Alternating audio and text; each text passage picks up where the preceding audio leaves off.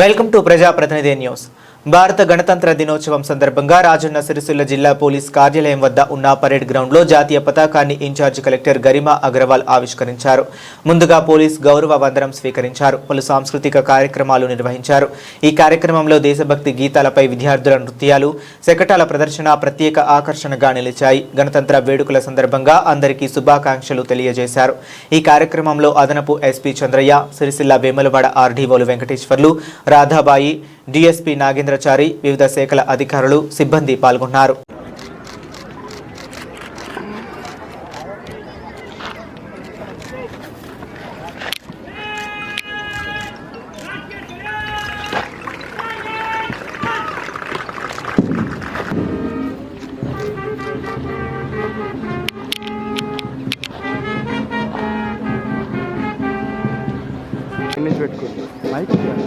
ఇది వేరే నుంచి మన జనరేటర్ కొట్టింది.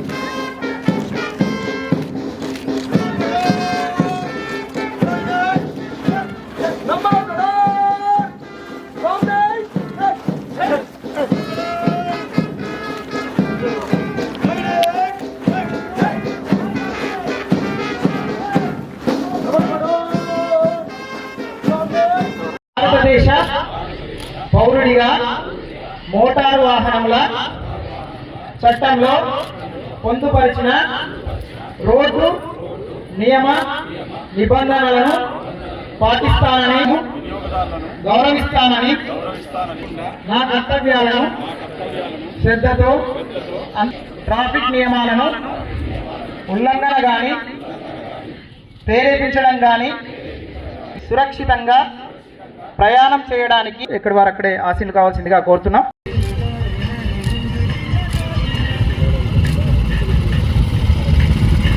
శకటం అనంతరం అందరూ లేచి నిలబడి ప్రతిజ్ఞ చేయవలసి ఉంటుంది. ప్రతిజ్ఞ వేదిక ద్వారా చెప్పడం జరుగుతుంది. ప్రతి ఒక్కరు అనుసరించవలసి ఉంటుంది. 1957 సంవత్సరంలో అగ్నిమాపక శాఖ ఏర్పాటు చేయబడింది. అగ్నిమాపక శాఖ వంటి అధికారులు అలాగే నడుస్తున్నారు. గారు సంబంధిత శాఖ మంత్రులు వారి నేతృత్వంలో శాఖ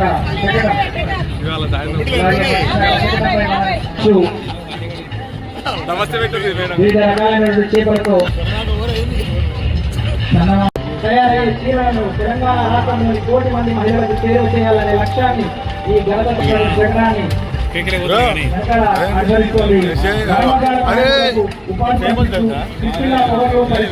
సమగ్ర శిక్షణ పరిశ్రమలో తయారవుతున్న మనం వీక్షిస్తున్నాం.